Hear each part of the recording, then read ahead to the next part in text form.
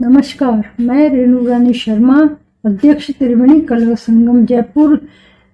आप सभी लोगों का इस चैनल में स्वागत करती हूँ।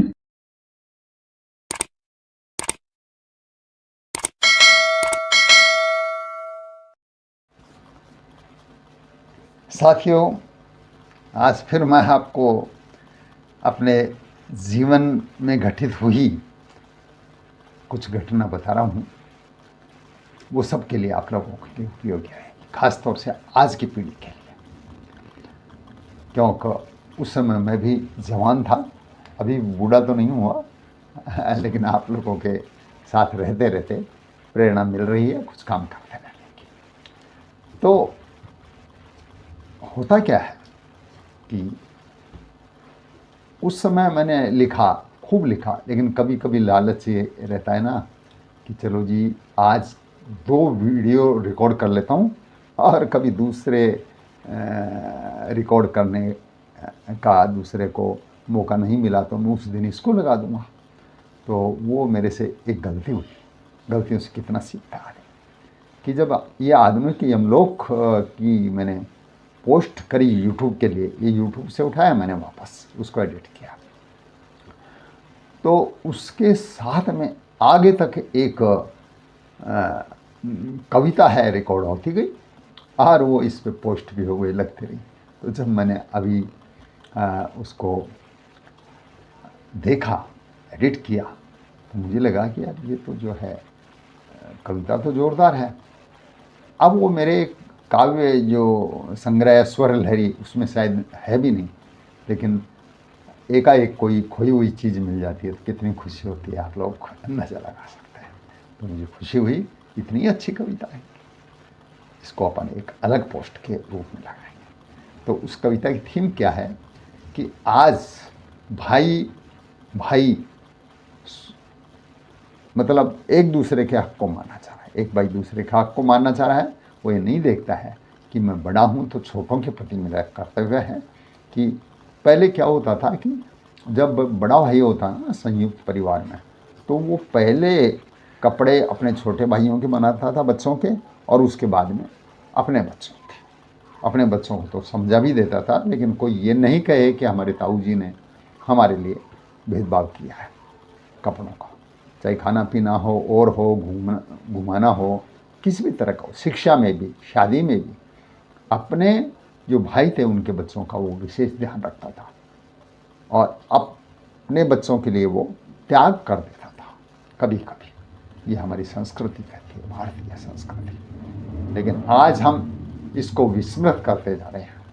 तो उसमें बताया है, आज के समय का उसमें वर्णन किया कि अरे एक भाई हो के दूसरे भाई के हक को मानना चाह रहे हो, कैसे भाई हो तुम लोग? लेकिन तुम भले इसे हक मार लो, लेकिन इसका परिणाम अच्छा नहीं निकलेगा, ये आपके हक में नहीं जाएगा। तो ऐसा ही हुआ, उसने हक तो मार लिया, ज़मीन जायदाद में जो है उसको कम दे दी और जो दी उसमें से भी हड़प ली, लेकिन उसके बच्चे जो है शिक्षा ग्रहण नहीं कर पाए, न व्यापार में सेट हो पाए, और जिस पे अत्याचार किए गए थे वो अपने जीवन में सफल है, मान सम्मान, सामाजिक प्रतिष्ठा है, और उसके बच्चे जीवन में सफल रहे हैं। तो साथियों, आशा करता हूँ कि आप लोगों को यह पोस्ट भी पसंद आएगी और आप बिना कहे ही इस चैनल को सब्सक्राइब करेंगे। ये आपका चैनल है, अच्छी अच्छी बातें हम आपको बताते हैं। पूरा जीवन होम किया है मैंने अपनी परंपरा और संस्कृति के लिए और साहित्य लेखन के लिए। तो आशा है ये चैनल आपको पसंद आएगा, सब्सक्राइब करेंगे। धन्यवाद।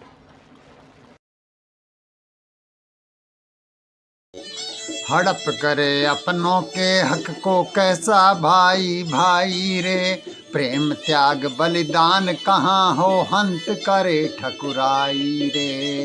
हड़प करे अपनों के हक को कैसा भाई भाई रे, प्रेम त्याग बलिदान कहाँ हो हंत करे ठकुराई रे। कांटे फैला फैला कर अवरोध करो चाहे जितना, दुष्टो सुन लो प्रबल हुए वह गरुड़ पक्ष के रे जितना, तेज गति से पथ पर चलता उड़ता उड़ता दिखे रे, उड़ता उड़ता दिखे रे, उड़ता उड़ता दिखे रे।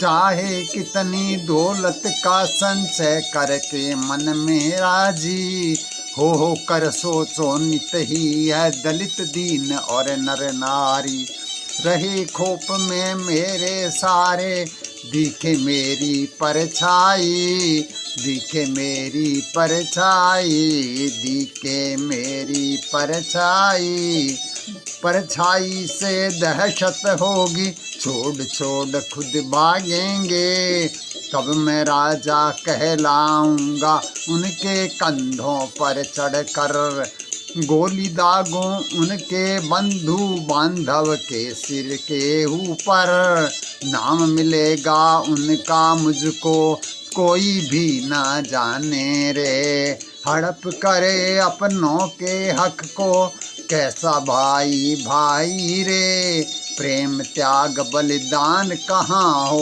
हंत करे ठकुराई रे।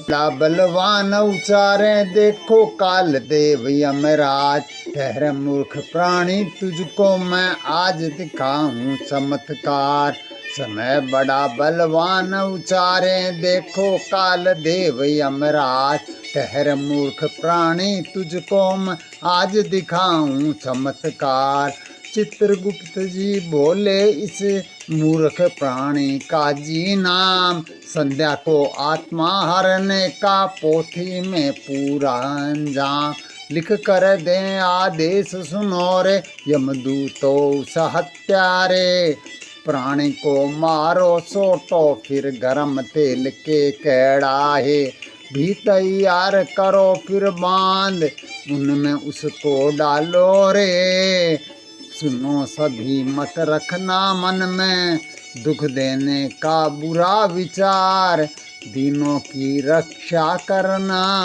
बने रहो केवल इंसान, राक्षस प्राणी की यात्रा का यहाँ पर देख लिया अंजाम, यहाँ पर देख लिया अंजाम, यहाँ पर देख लिया अंजाम।